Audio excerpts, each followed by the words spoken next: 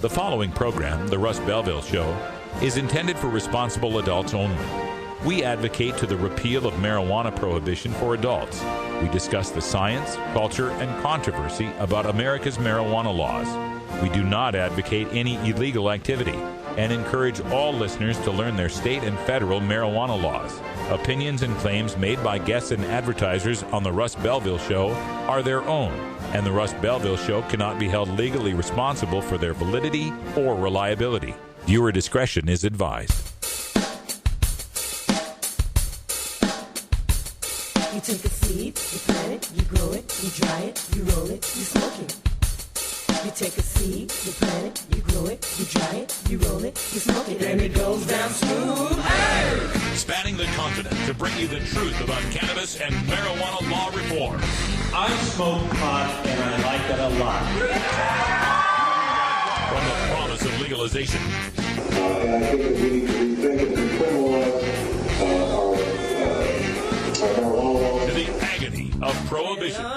One major responsibility is to encourage people to use less drugs. The Russ Belville Show, the voice of the marijuana nation. Brought to you by the National Cannabis Coalition. Yeah, I hear you had a question for me. Now, here's your host, Radical Russ Belville.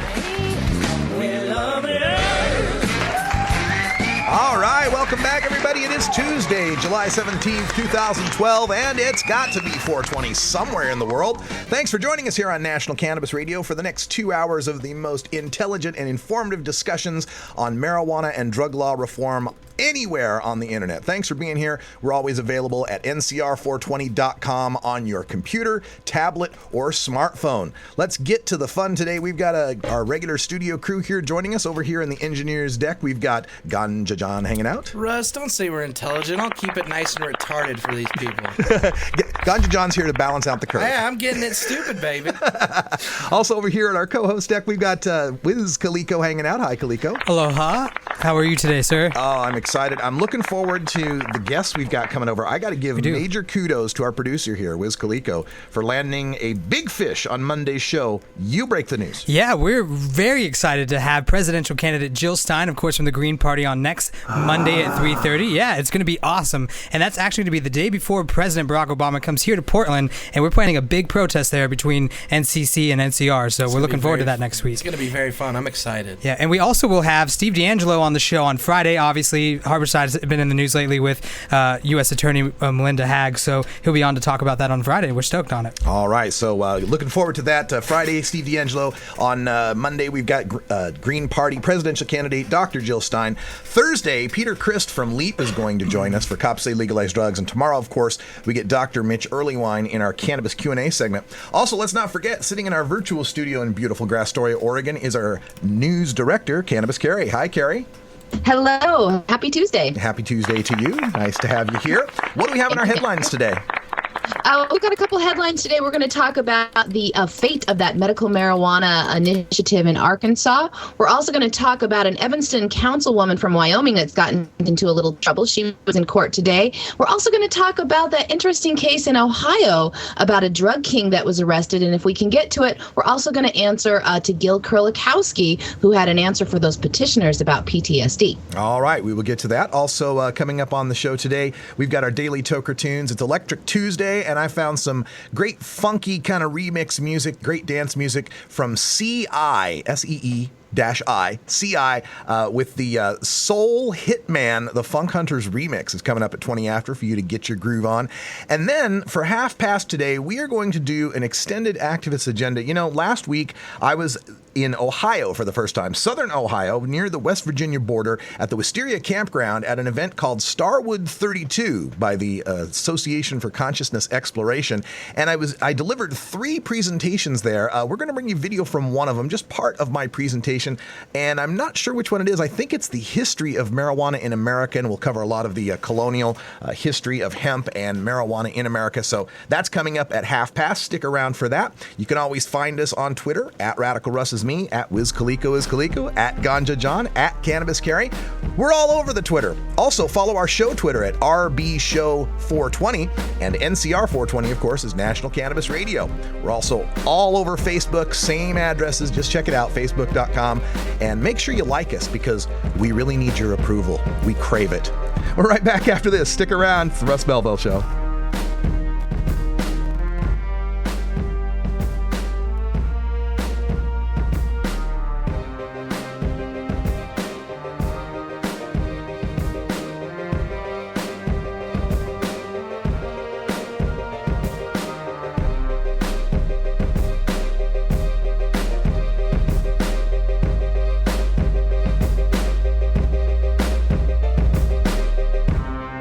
You're tuned into the Russ Belville Show, the voice of the marijuana nation.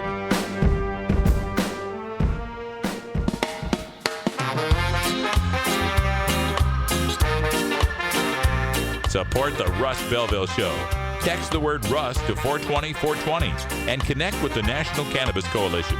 You can also send $10 to the Russ Belville Show right from your smartphone. That's Russ to 420-420.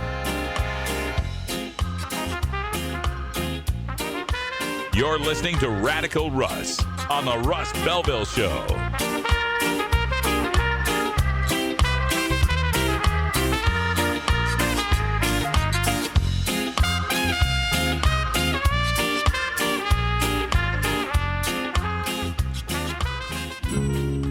Georgia.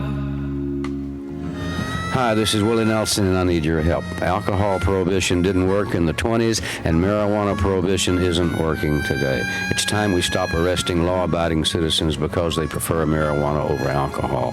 Nearly 2,000 Americans are arrested every day on marijuana charges. We're unfairly destroying the lives and careers of hundreds of thousands of people each year simply because they smoke marijuana. These are not criminals. They're average citizens like you, good neighbors who work hard, raise families, pay taxes, and contribute to their communities. We need your help to end marijuana prohibition once and for all. It's the fair thing to do. For more information, contact NORML, the National Organization for the Reform of Marijuana Laws. Call toll-free 888-67-NORML or visit their website at norml.org.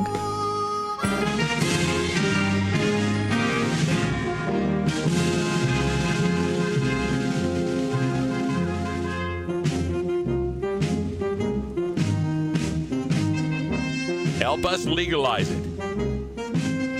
Text NCC to 420-420 and send $10 to the National Cannabis Coalition.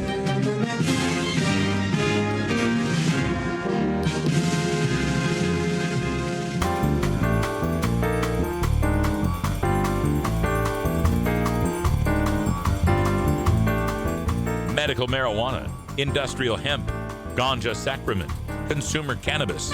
The topic of marijuana is heating up the news, and the Russ Belville Show catches you up with today's latest headlines.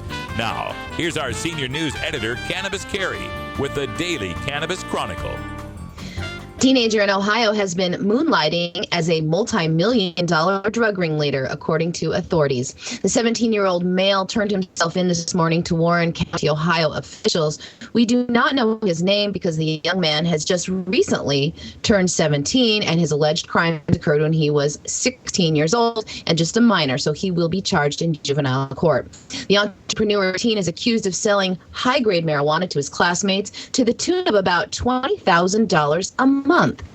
His prices were in the $350 to $450 an ounce range. The teen had orchestrated 3 separate grow houses where police found over 600 marijuana plants. At the time of his arrest, the teen had more than $6,000 in cash just in his bedroom. According to Warren County prosecutor David Fornshell, the teen drug kingpin supplied most of the marijuana to Mason, Ohio schools and other schools in the King School District and another suburban school district near Cincinnati. John Burke from the Warren County Drug Task Force says that if you were a student in the area, there is a huge chance if you were buying your marijuana, it was from him.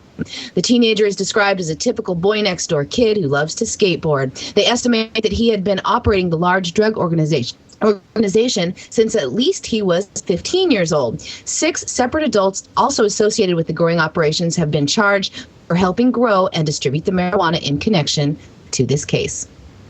Wow. And to me, it sounds like kid was pretty smart, too, because he realized what the age limit for juvenile prosecutions was and got himself turned in if I'm going to get caught. Adult, yeah. If I'm going to get caught, you're going to put me in juvie. Well, if I've made this much money, I better go and get myself caught. Yeah, exactly. And the scary thing about this is, when you get this continuing criminal operation going like this, where they can show more than 60,000 plants being produced or more than $20 million made in any particular year, you're eligible for a federal death penalty at the adult level. Yeah. So, and I think this kid too, if he's this intelligent, I think he knew, he may have gotten scared. It got too big. Yeah. And he knew what was going to happen. So. Yeah. And maybe, he's got enough money made and stashed away and laundered somehow that he has some time to make it, right, Kaliko? Yeah. Oh, sorry, man. I was going to say, I sure hope so. If you're sure making $20,000 a month at 17 years old, good Lord. Finance my college education, please. Yeah. That was a lot of money. What an amazing story. But you never hear of teenage beer kingpins or teenage liquor kingpins or teenage cigarette kingpins. Really, never really happens here. I wonder why that is. And a city councilwoman in Evanston, Wyoming, pleaded guilty today in court for a misdemeanor possession charge. Christine Thatcher was charged with 1 count of a controlled substance, marijuana. The charges of marijuana possession stemmed from another city council member, David Welling, who said he received a complaint from an anonymous resident that said Thatcher had been at her residence and had attempted to smoke marijuana.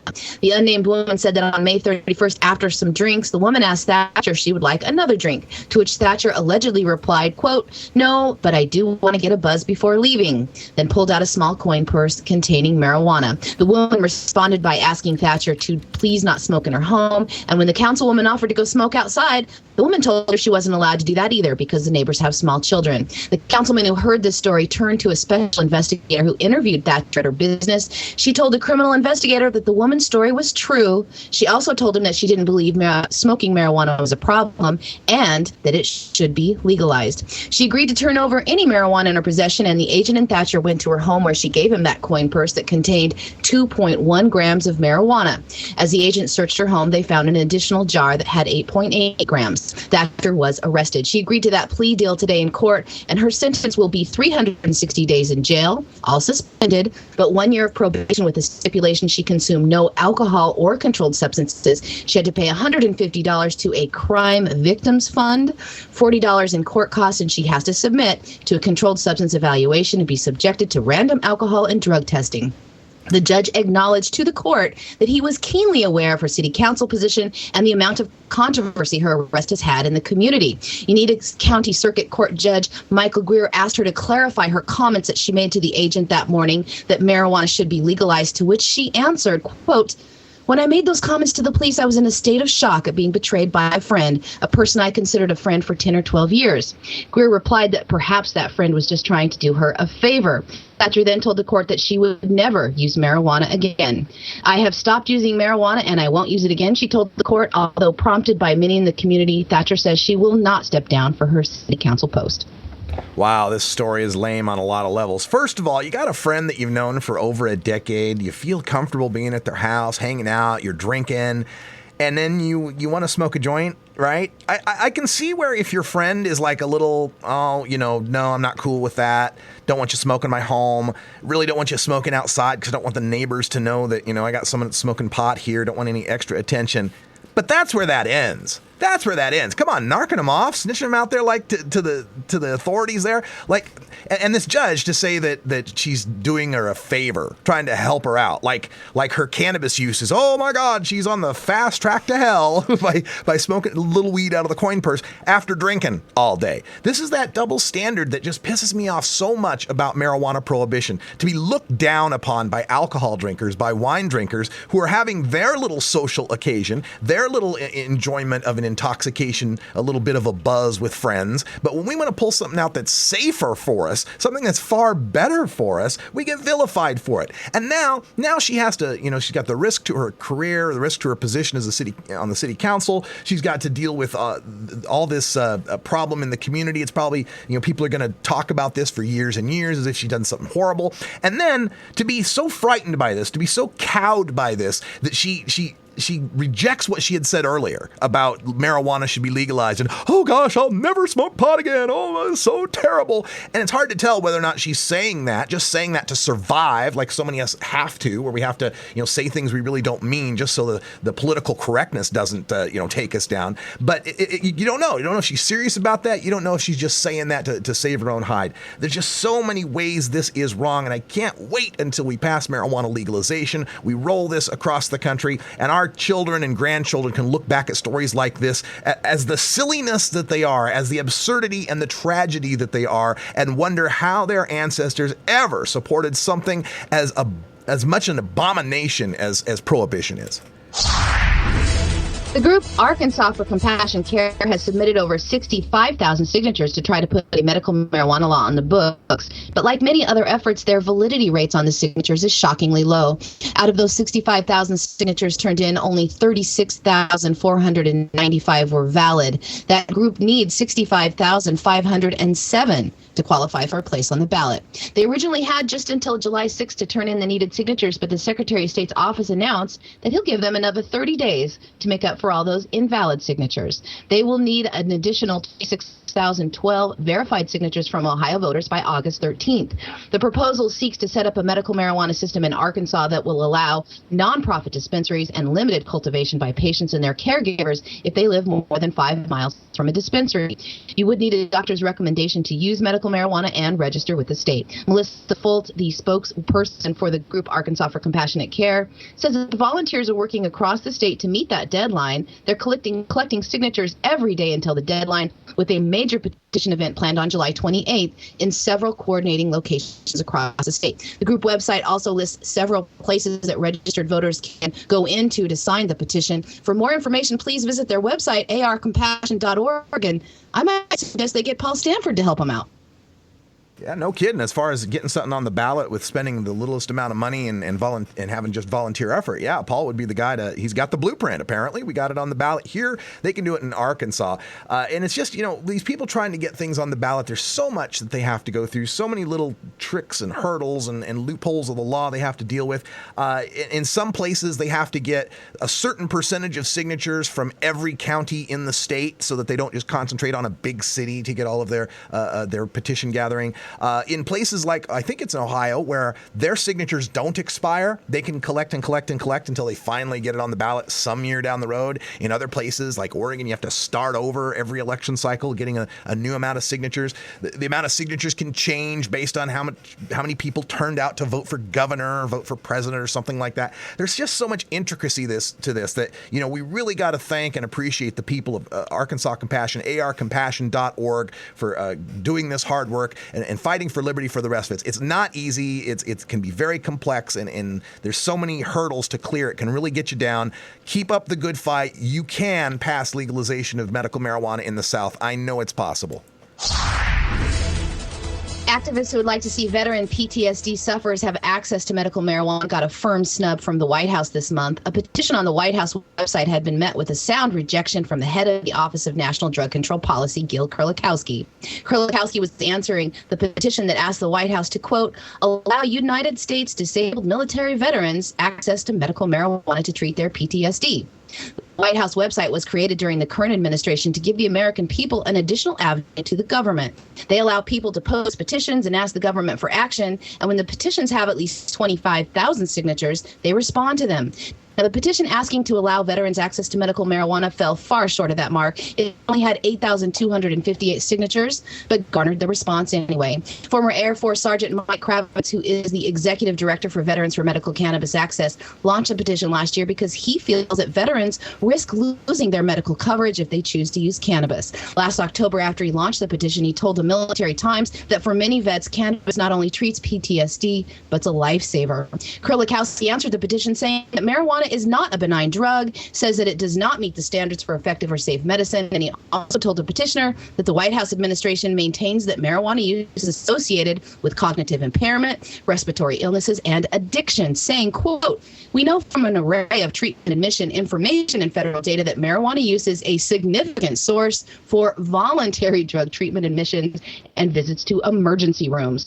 Kurlikowski did add that the administration does support research on the phytochemicals in marijuana that might have medicinal value. But in support, I don't think he means monetarily, and he certainly doesn't mean encouraged. I'm not sure if he means allows, but there you have it, and whatever it means, our drugs or supports marijuana phytochemical research. Yeah, sure he does. 5:30. Whoa, wait a minute. That's not what's supposed to happen. That's what's supposed to happen. It's 20 after. We got to take a break. It's 4:20 back in Idaho, where Russ and Carrie were born. So we have to go connect with our roots. You know what I mean? Please support these sponsors who support the Russ Belville Show. Yeah, Gil Kurlikowski and PTSD. I guess it's better that those soldiers have those night terrors and freak their families out and lead to higher divorce rates than possibly getting addicted to the reefer. Oh, dear. Right back with Electric Tuesday. Stick around. You talking to that reefer man. The law offices of Omar Figueroa would like to remind you to stand up for your rights. Please do not give up your precious liberties. There's nothing wrong with standing up for our constitutional rights, and in fact, it's the only way to honor the Constitution that recognizes our natural rights. Treat law enforcement with respect and respect the Constitution by standing up for your rights. If you are detained or arrested, stand up for your rights by repeating, "I respectfully invoke all my legal and constitutional rights. I do not consent to any search and seizure. I want to remain silent, and I want to speak to my attorney, Omar Figueroa." Omar Figueroa has more than a decade of experience in federal and California courts and graduated from Yale University, Stanford Law School, and Trial Lawyers College. Please contact the law offices of Omar Figueroa at 415-489-0420 or 707-829-0215. Or on the web at www.omarfigueroa.com.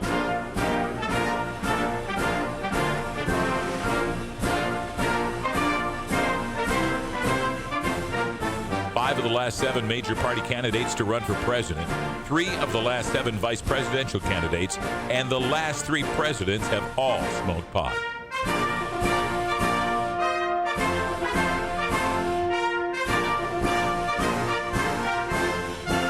Marijuana, the gateway drug to the White House. This is the Russ Belville Show.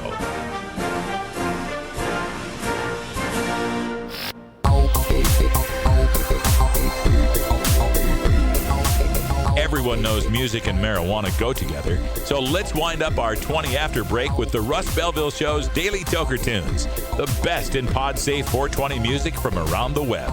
Today is Electric Tuesday, featuring the latest in electronic dance music and other cutting-edge genres.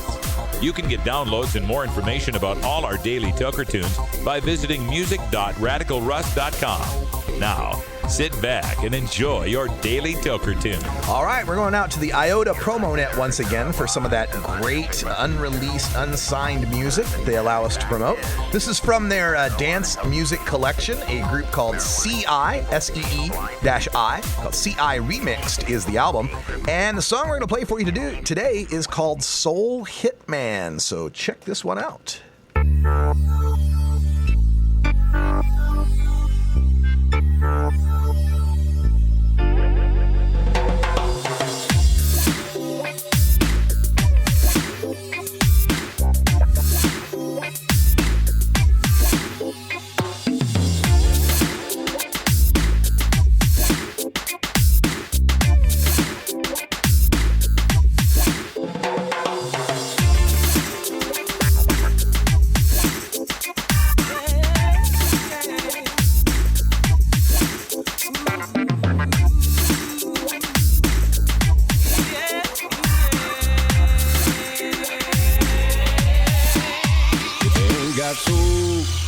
So your rock don't roll.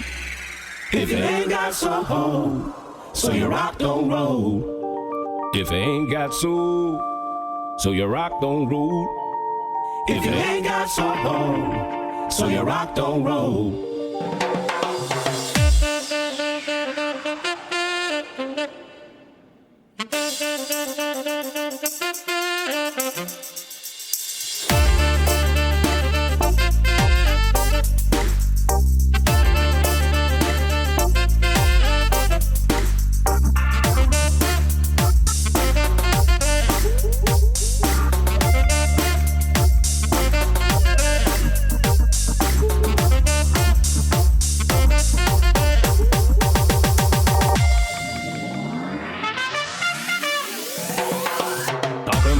I'm a soul hitting man. Talking about rocks, diamonds in the motherland. Babylon a wicked, them a wicked man. Smile in your face, take bread from your hand. World Bank come up with a takeover plan, but you still can't conquer child children. Swing down sweet chariots and come again. We blew up the Babylon a wicked system.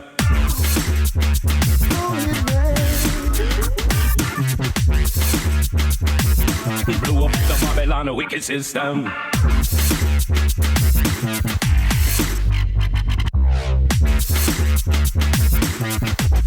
Wicked system. I don't care where you went to school at. I don't care what job that you got. Skull and a bone, we know in a none of that. We know John in a race, we know in a rat pack. There was in the detail, the horns in the hat. Anything what you son, I must say Babylon tax. Tax on the sound, man, the tax on the track. Toes to your knees, I must say head to your back.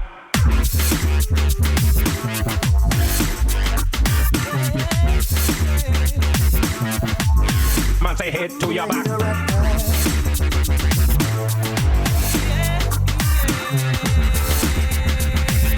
Oh, so you need a man, say head to your back. Could you please tell me, what's your definition of soul? My definition of soul is simple. I think soul is the essence of the human condition. If it ain't got soul, so your rock don't roll. If it ain't got soul, so your rock don't roll. If it ain't got soul, so your rock don't roll. If it ain't got soul, so your rock don't roll.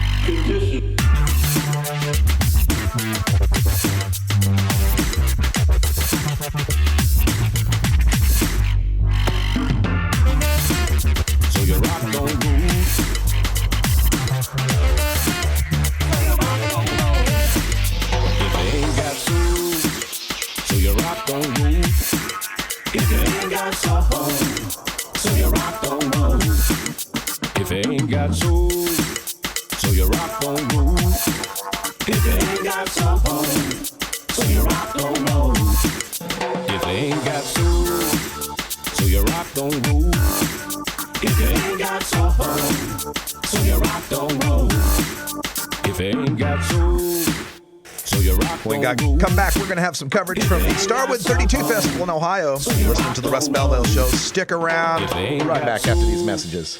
So your rock don't roll. If it ain't got soul, so your rock don't roll. Dear Mom, when I was in college, I used to drink a lot. It was kind of crazy. But now that I'm older, I prefer to use marijuana. It's less harmful to my body. I don't get hungover. And honestly, I feel safer around marijuana users. I hope this makes sense, but if not, let's talk. I love you.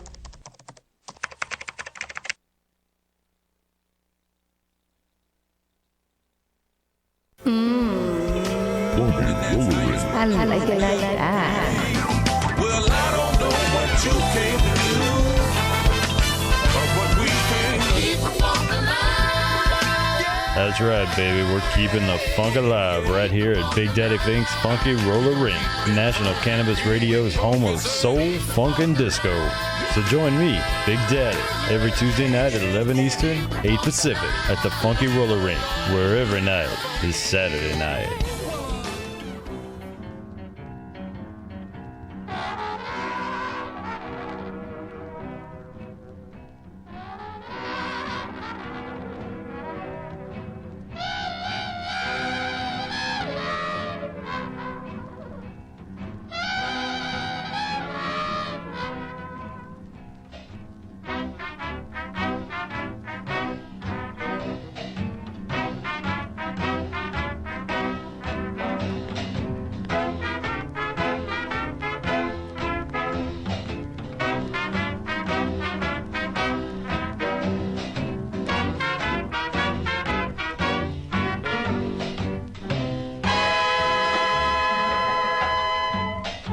The Russ Belville Show is blogging and podcasting daily at radicalruss.com.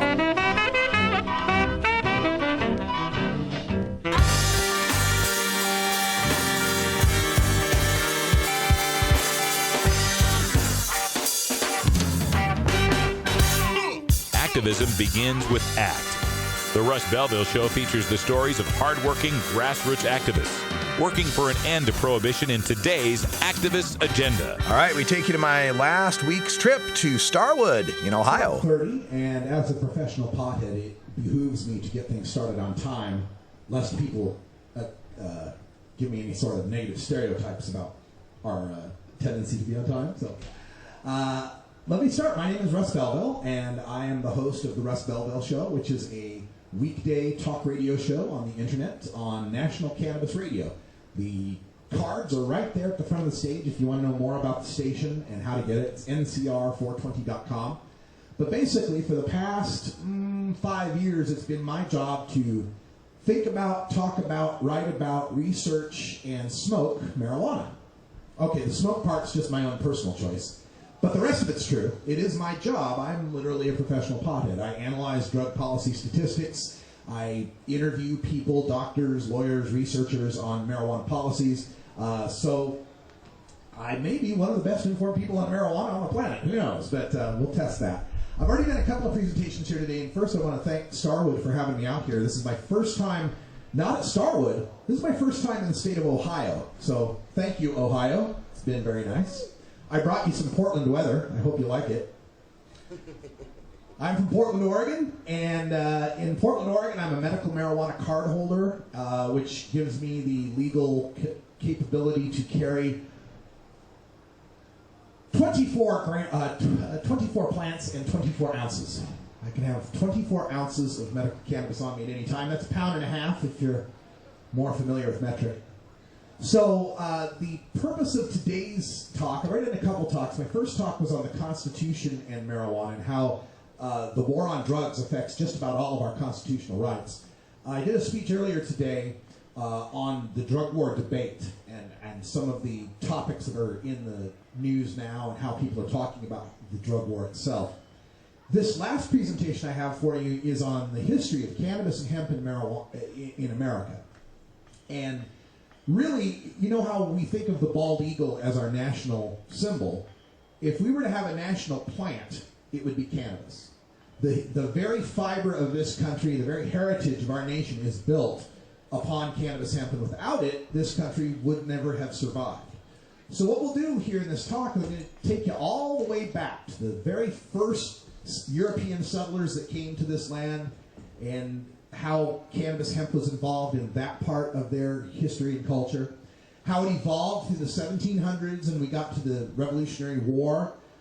There's a lot of quotes out there that you'll hear from people from the Founding Fathers about hemp, and I'll tell you which ones are true and which ones are false.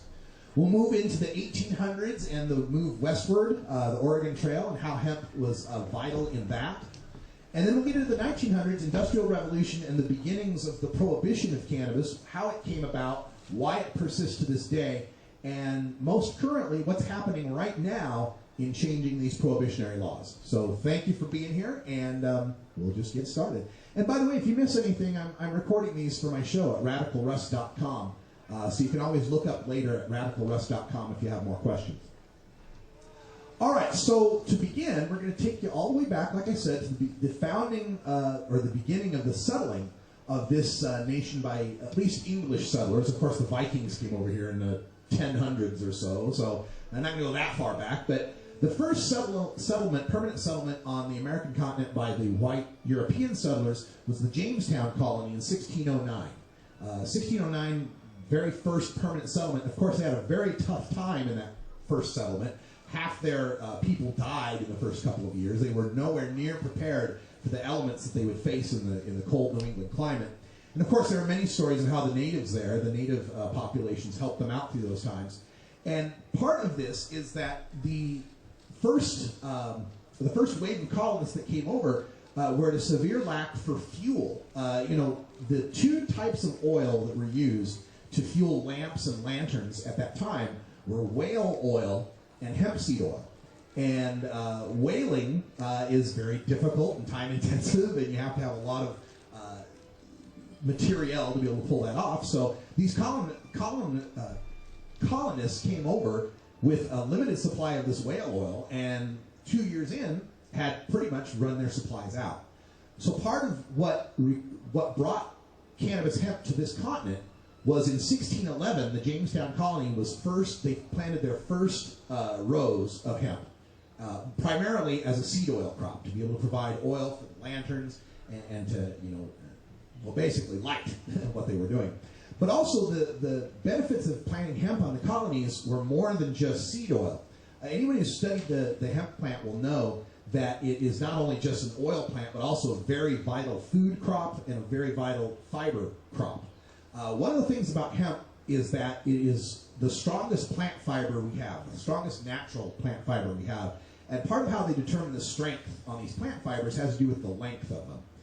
For example, if you've got a Douglas fir tree, and you're to take a plank of Douglas fir wood and get down to the fiber level in it, where it's all these individual plant fibers that make up a piece of wood, you'd find that the fibers are between like an inch to an inch and a half long of these individual fibers within the wood. Hemp stalk fiber is as long as the stalk. It's a single continuous fiber, and many of them that run together. So with hemp, we can actually produce press boards and other type of lumber and building materials that are as strong as steel, but as light as wood, and as malleable and as usable as wood. And this is part of also why the colonists had to have that in 1611, is they needed something to build houses with, other than just chopping down timber all. And hemp was so useful in so many other ways, especially the fiber uses of hemp, to be able to create cloth out of it, cloth that's highly resistant to rot, highly resistant to water permeability, and again, hemp is also kind of a crop that can grow just about anywhere, in just about any climate. Hemp has been used by cultures throughout human history, everywhere south of the Arctic Circle. It won't grow up in the Inuit northern territories type areas, but everywhere south, every culture has used it in some way.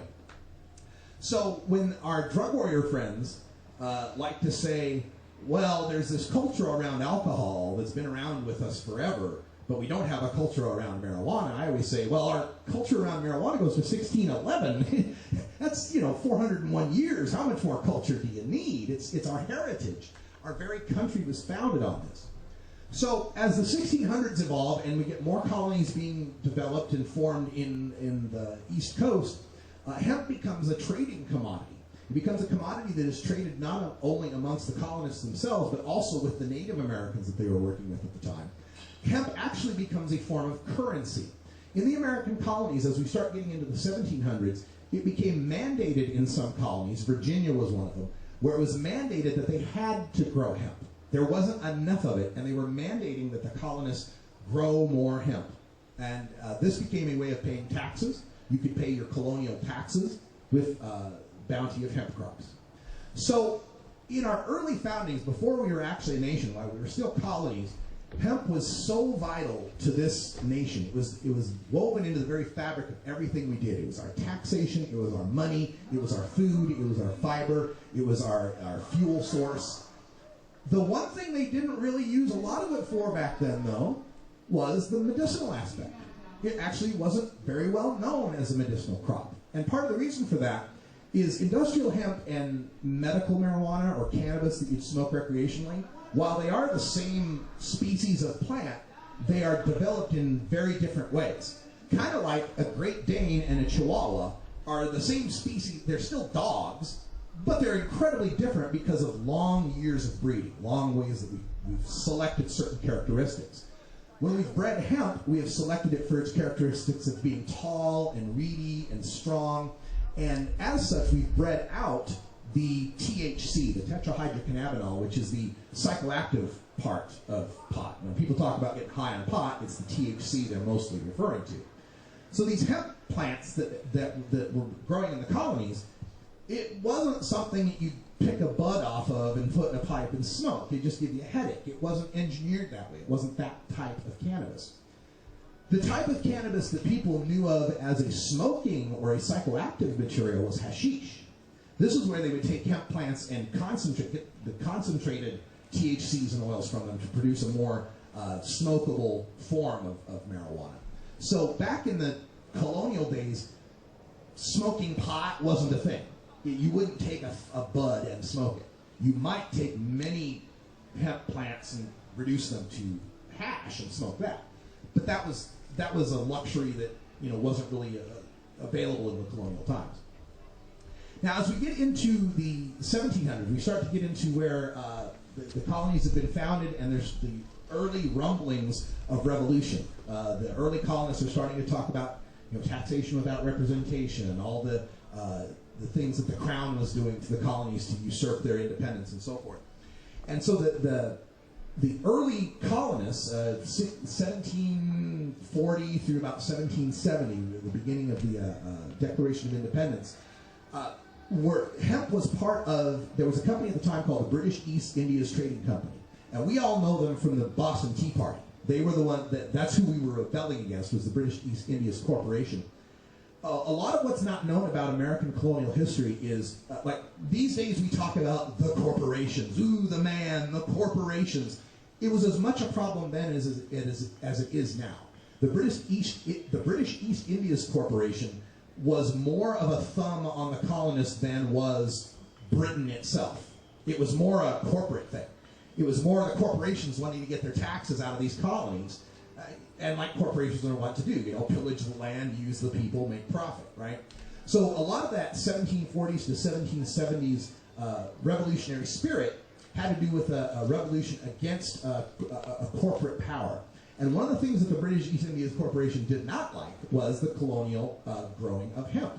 They were not too fond of that because they had other sources elsewhere that they would use their trade with. And as the colonists were growing more hemp, the British East India Company had less leverage to force them to trade their pelts and their everything else that they were getting, mining and timber and so forth, to trade for the hemp they needed. As colonists were growing more hemp, that became less and less of a need, and this was part of why the British East Indies Corporation was raising taxes on tea and some of the other things that eventually led to the Revolution. So it would be a stretch to say hemp led to the American Revolution, but it certainly had a large part of it because of the economic aspects of it, and the need for this corporate power to have control over these natural resources. One of the things about hemp that makes it different than a lot of other natural resources is far less intensive to have to grow it. They say it grows like a weed, right? Well, it's weed. And when you're growing hemp weed, it really is like a weed. Not like consumer cannabis where you have to really tend it and make sure there's no males and do all the proper stuff to get good bud. With hemp, plant some rows and it pretty much grows. So as an economic source, it brings economic power closer to the people. Like any old farmer can go and grow hemp and have a valuable crop. When we're talking about other types of crops, you have to have more labor, slave labor at the time it was, of course, and then now it's mechanical labor. You have to have more investment. You have to have pesticides. You have to have irrigation. All these other crops involve bigger corporate entities to keep them going. Hemp is the kind of a crop that can be at a very subsistence level. So if you're of the notion of trying to make the world a corporate place, hemp is not in your best interest because it brings things back to the people. All right, so when we get through the colonial times, we start to get to the revolutionary times, and of course, where hemp becomes so important in revolutionary times is that it was the fabric we used for the rigging and the sails and the rope and everything that was on our colonial navy, of course. And this is why hemp is such an important crop worldwide. It has a lot to do with navy back in the seafaring times. The power of your navy was the power of your country. That's how we measured how much power you had back in the 1600s, 1700s, and so on. All the sailing ships had to run on hemp sails, hemp cloth, hemp rope. And the reason why is you make a sail out of anything else and it'll rot in the seawater. The seawater is very bad for cotton or linen or flax or jute or sisal or any of these other fibers. Hemp, above any other, stands up to the rigors of seafaring. So being able to have your own colonial crop of hemp was not just an economic threat to the British East Indies Company, but it was a naval maritime threat. It made it like, oh my God, they have all these trees, they can build all these ships and rig them up with hemp, we're in trouble. And that's another part. If you've ever heard of the American ship Old Ironsides, all hemp rigging on it, all hemp sails. So the control of the hemp crop in the American colonies also became a issue of wartime, when they were worried about going to war against the American colonies. Now, there's a lot of evidence of our presidents on this issue, on the issue of hemp. And one of the things I get asked when I do these kind of presentations on history, especially when I'm talking to college kids, is, hey man, did George Washington smoke pot? George Washington get high, man? Because they all saw Dazed and Confused when Slater said, yeah, Martha Washington was a hit rod, man. But really, like I said earlier, the evidence of them smoking flowers, pot flowers, cannabis buds, is pretty scant. But let me give you some of the quotes that we do have, because this kind of illustrates what we know of the early founding fathers and their appreciation for hemp. George Washington, in his diaries, had written, make the most of the Indian hemp seed and sow it everywhere. So Washington, father of the country, general of the American Revolution, was writing that in part so that we would have the materiel to go up against the British. We would be able to fight it. And as far as whether or not they knew about it as a psychoactive thing, there are two Washington quotes that are brought up that are kind of wafflers as far as do they really prove anything. If you want to think that they smoked pot, then you'll say, oh yeah, that proves it. And if you think they didn't smoke pot, you'll say, oh yeah, that proves it. But I'll give them to you. There's one article in George Washington's diaries when he's talking about his hemp farm where he writes, began to separate the male from the female hemp plants. Well, there's two reasons you'd separate males and females. One, to get males for seed crop. Two, to get females for smoking or for medicinal purposes. So, was he trying to get more seed crop? Or was he trying to get smoking material? Or was he trying to do both? Could have been both. To try to follow this up, some researchers actually went to the Washington archives and museums. There are a number of clay pipes that George Washington was known to have smoked out of. And they've done DNA testing to find it with his saliva on them, but they will not let us test them to find out whether or not they had cannabis hemp in them. The Washington, whoever runs the Washington estate, whatever it is, won't let us test them. It's like, we'll find out that he smoked pot. How terrible would that be? Or that he didn't. Or that he didn't. How terrible would that be? Yeah. But when it comes to intoxication in the early American colonies, it wasn't about pot. It was about cider. It was about beer and ale. The founding fathers were drunks. Let me just say it. I said it. The founding fathers were drunks. There is a bar tab, a historical bar tab in Philadelphia from the day before the signing of the Declaration of Independence, where most of the signers were there. It is a $3,000 bar tab in $1,776. And isn't it 4 flagons of this, 3 casks of that? They were drinkers. They really, really drank. And John Adams, our second president, actually had his White House staff would have a flagon of ale waiting for him in the morning on his bedside. That was the order, is that when he woke up, there had to be a flagon of ale there for him to drink. Now, I'm a wake and baker, but that's wake and chug, man. I don't know about that. So yeah, the alcohol, drinking, and intoxication was well known and celebrated. I mean, the per capita alcohol consumption of Americans in the 17 and 1800s is twice what it is today. They drank twice as much as we do, and we have Super Bowl ads, right? They're drinking like crazy. And this goes into another presentation I did earlier. I did this yesterday, where I talk about how, in our rights, we have a 9th Amendment that says that just because we put a bunch of rights in the Constitution doesn't mean we don't have other rights. You have the right to free speech, you have the right to religion, but just because we made this list, that's not the whole list. You got a whole bunch of other rights out there. And I always point to this alcoholism and this drinking of the Founding Fathers to say, these guys had to have thought we had a right to intoxication. They wrote life, liberty, pursuit of happiness while they were drunk on a $3,000 bar tab. Come on, I think I know what their pursuit of happiness might have included. But John Adams, the second president, he wrote, we shall by and by want a world of hemp, more for our consumption. So again, it was following up on that Washington thing, is we need hemp to keep our country free, or else we won't be able to rig our sails, we won't be able to light our lamps and so forth. Where there comes some controversy in these first few presidents is Thomas Jefferson. Now, Jefferson was an interesting fellow when you read about him. He was kind of, I think today we would call him ADD. I think we'd call him attention hyperactivity disorder or whatever that is. But very interesting guy. He was an ambassador to France. During that time, the time he was there in France, hashish use was in vogue. So there are some scholars who think that Jefferson may have used hash back then. We can't find any direct proof of it, though, and it's really sad because Jefferson is probably one of the most studied founding father and the most prolific. He wrote the most stuff. So there is one quote we have from him where he said, "Hemp is of first necessity to the wealth and protection of the country." And that, again, was from a military aspect. It's necessary for our protection. But there's a quote that's out there now, and people have been spreading this around. I saw it first on a DVD of a movie called Totally Baked. But I've seen it in other places, and you know how the internet is. Once someone sees a quote on the internet, they think it's true because, by God, it's on the internet. And they start copying and pasting it everywhere. And now this quote has taken a life of its own. I don't know if you've heard it. Here's the quote. "Some of my finest hours have been spent sitting on my back veranda, smoking hemp and observing as far as my eye can see." That's a lovely quote, but it's absolutely false. There is absolutely no record of him having said the so-called veranda quote. We searched Thomas Jefferson's archives, Monticello.org. I called one of his major biographers, Tom Hartman, Lipscomb Berg edition. It cannot be found, this veranda quote. So if you hear the veranda quote, totally false.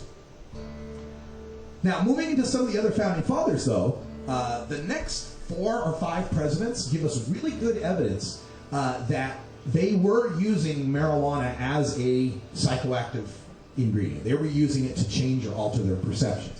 The first president that gives us evidence of that is James Madison.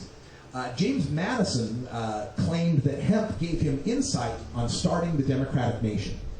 And when they say hemp gave him insight, scholars are often pointing that out as being a hint that he was smoking it.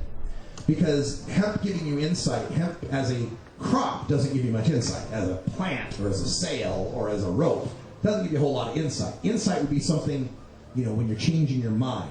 It's not a definitive proof, but it's the first founding father where we see something that says, okay, maybe these guys knew a little bit about the herbal aspect of it. James Monroe, the author of the Monroe Doctrine, openly smoked hash as ambassador to France.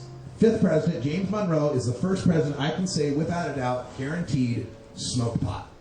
It wasn't pot, it was hash, but the same idea. He was using cannabis for its psychoactive purposes. And then when we get into the later 1800s, of course, we get the westward expansion. We get the Louisiana Purchase of 1803. Everybody starts moving west. We have more conflict with the Native Americans out there, and the whole slavery conflict as well. Free state versus slave state, Kansas Rebellion, Nebraska, all that. And part of this also was the Mexican-American War, the fight for Texas, whether Texas would be slave or free. And 3 presidents who served in those various wars throughout the Southwest, Andrew Jackson, Zachary Taylor, and Franklin Pierce, all smoked marijuana with their troops. This was something that got brought up from Mexico. As we were fighting the Mexican troops, they were using marijuana. That was their word.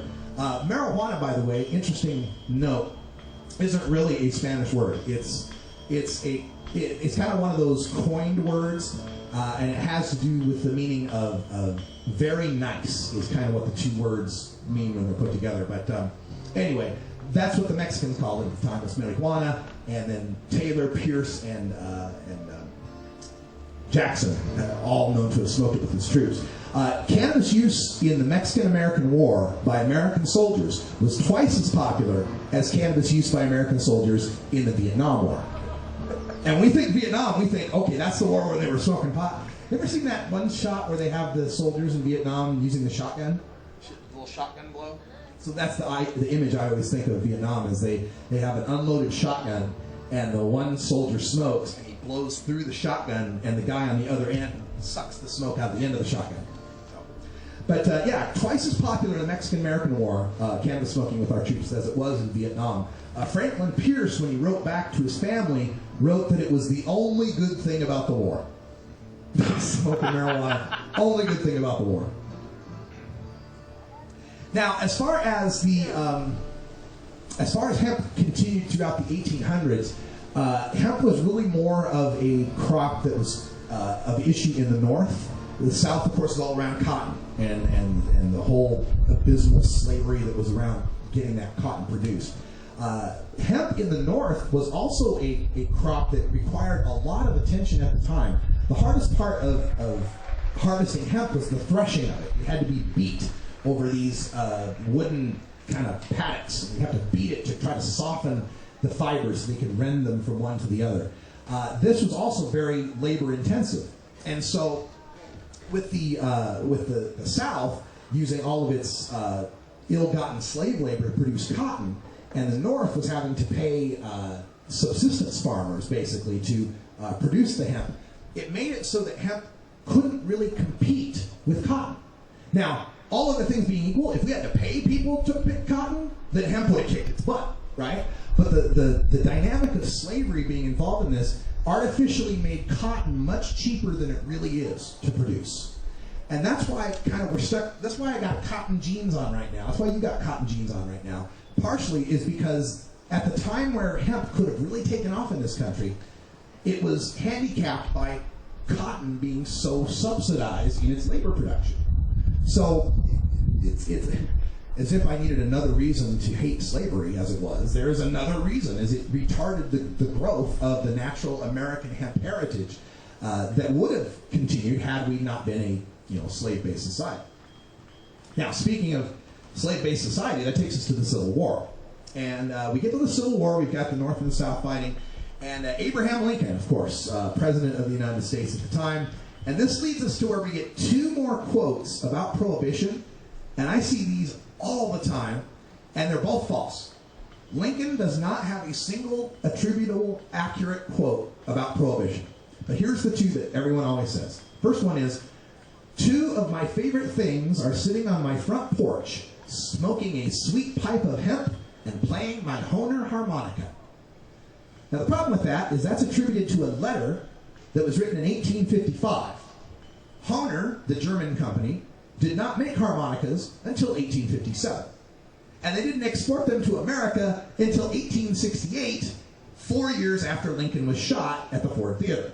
So if Lincoln was sitting on his front porch smoking hemp and playing his Hohner harmonica, he was doing it in a time machine because it was not possible. They didn't have those harmonicas. And yet I've told this to people time and again, and I still see that quote. The other quote, this is a little more pernicious because it was purposefully a hoax. And it's this quote: "Prohibition goes beyond the bound of reason in that it attempts to control a man's appetite by legislation and makes a crime out of things that are not crimes. A prohibition law strikes a blow at the very principles upon which our government was founded." That's a gorgeous quote. I love it. I wish it were true. Actually, the words are true. The words are true. And let me bring this up. This is from the American Spectator. This is a screen grab of a newspaper clipping from 1922. And it explains how this is a hoax. It says, "Authorship of anti-prohibition screed credited to Lincoln is admitted by Georgia wet leader." Now, we'll get into this history in a little bit, but the wets were the ones that didn't want alcohol prohibition, and the dries were the ones that did want alcohol prohibition. And in 1822, the former mayor of Atlanta faked this quote by Lincoln to try to win the black vote against prohibition. Yeah. Talk about this. This is Fox News, 1922. So yeah, statement. All right, that's all the time I got for that part of the video. We just had to make sure I got the Lincoln quotes in there. Thanks for joining us for Hour 1 of the Russ Belville Show. Stick around for Hour 2. We'll take your calls at 971-533-7111. Hanging out with Wiz Khalifa, Ganja John, and Cannabis Carrie. We got some more stories coming up in Hour 2. Another dog shooting story we have to break. We've got news from the Rand Corporation. And, again, your calls and conversation. We'll be right back. Thanks for joining us. And until next time, take care of each other, tokers.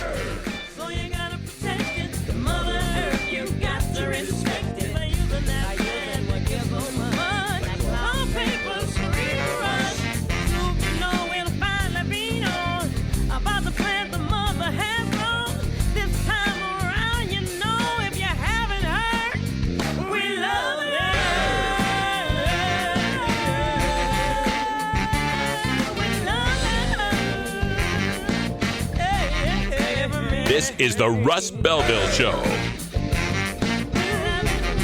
The Russ Belville Show is blogging and podcasting daily at radicalruss.com.